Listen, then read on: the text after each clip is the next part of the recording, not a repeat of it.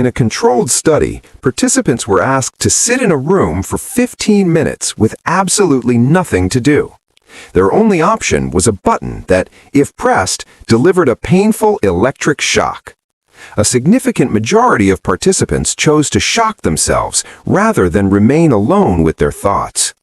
This reveals a critical biological reality. We have become a species that is terrified of its own internal dialogue. The biological mechanism is simple. When you stop external cognitive input, your brain switches to the default mode network. This is a cluster of structures that activate when you have nothing else to think about. While this state can feel mildly uncomfortable, it is where the brain processes the most important questions of existence: purpose, meaning, coherence, and significance. By constantly reaching for a screen, even for 15 seconds while waiting for a light to change, you are effectively shutting off this network. This creates a doom loop of meaning. If you avoid every moment of boredom, it becomes progressively harder to find meaning in your life, leading directly to the modern explosion of depression, anxiety, and a sense of hollowness.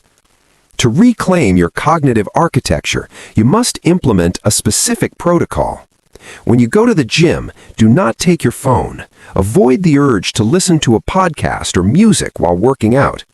Being alone in your head during physical exertion allows the default mode network to generate your most interesting ideas. Apply the same logic to your commute. Travel with nothing, not even the radio.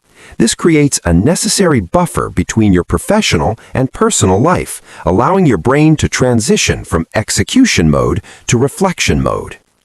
Establish a strict no-device policy in the late evening. Do not sleep with your phone in the room, and enforce a zero-device rule during meals. These moments are for human connection and presence, not for those who are not physically there. Engage in regular social media and screen cleanses. Initially, the dopamine withdrawal will feel like screaming children in your head, but this addiction eventually calms. You will find that your life does not need to revolve around these devices to function. Do not use emergencies as an excuse to stay connected. Configure your device to allow only 1 or 2 critical numbers to reach you, then ignore the rest. Realize that the news and social media updates are not emergencies. They are distractions that kill your ability to process your own life. As you improve at the skill of being bored, you will find you are less bored with ordinary things. Your job, your relationships, and your daily environment will regain their significance.